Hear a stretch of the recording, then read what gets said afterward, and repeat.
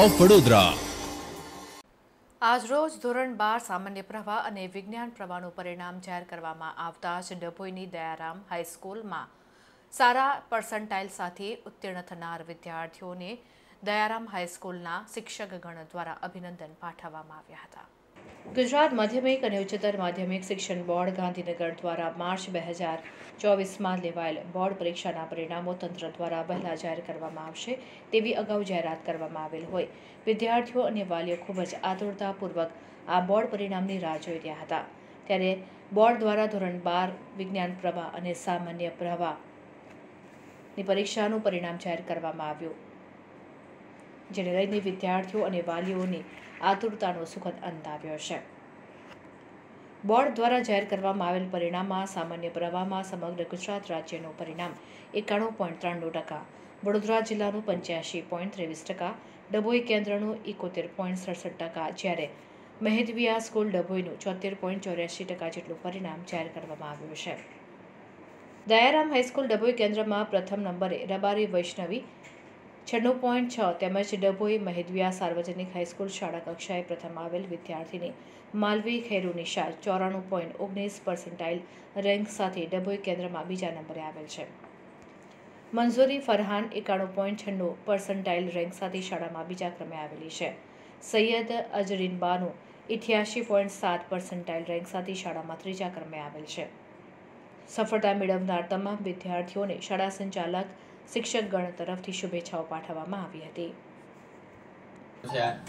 હું મારા શિક્ષકોનો આભાર માનું છું કે જેમણે મને આ માર્ગદર્શન આપ્યું અને તે મુજબ જ હું ચાલ્યો છું।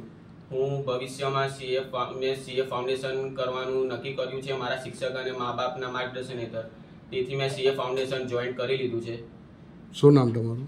મારું નામ મંસૂરી ફરહાન ઇમરાન હુસૈન છે અને હું કડિયાવાડનો રહેવાસી છું। ક્યાં અભ્યાસ કરતા હતા?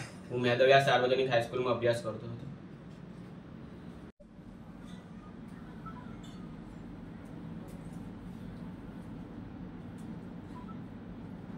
मोहम्मद यासिन है।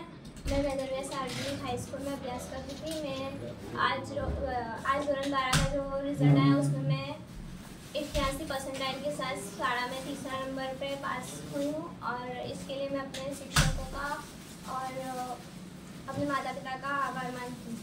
आगे पढ़ने का है? हाँ। कौन सी जगह? वो मम्मी पापा से बात पूछ के उसके बारे में डिसाइड। कहाँ अभ्यास करती थी? महेदविया सार्वजनिक हाई स्कूल। આજરોજ ગુજરાત માધ્યમિક અને ઉચ્ચતર માધ્યમિક શિક્ષણ બોર્ડનું સામાન્ય પ્રવાહનું ધોરણ 12નું પરિણામ જાહેર થયું છે, જેમાં સમગ્ર ગુજરાતનું ખૂબ જ સારું પરિણામ જાહેર થયેલ છે, પરંતુ ડભોઈ ખાતે 71% જેટલું પરિણામ આવેલ છે, જેમાં અમારી વર્ષોથી અગ્રગણ્ય રહેલી શાળા મહેદવિયા સાર્વજનિક હાઈસ્કૂલનું પરિણામ 76% જેટલું ખૂબ જ ઉત્કૃષ્ટ પરિણામ આવેલ છે।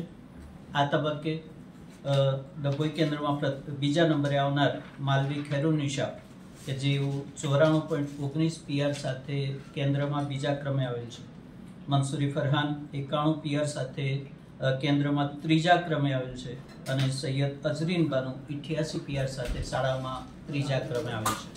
કઈ શાળામાં ત્રણ વિદ્યાર્થીઓ? મહેદવિયા સાર્વજનિક હાઈસ્કૂલ ડભોઈ। આ તબક્કે ઉત્તીર્ણ થનાર તમામ ઉત્કૃષ્ટ પરિણામ મેળવનાર વિદ્યાર્થીઓને ઉત્તીર્ણ થનાર તમામ વિદ્યાર્થીઓને શાળા સંચાલક મંડળ, શિક્ષકો અને શાળા પરિવાર વતી ખૂબ ખૂબ અભિનંદન પાઠવું છું।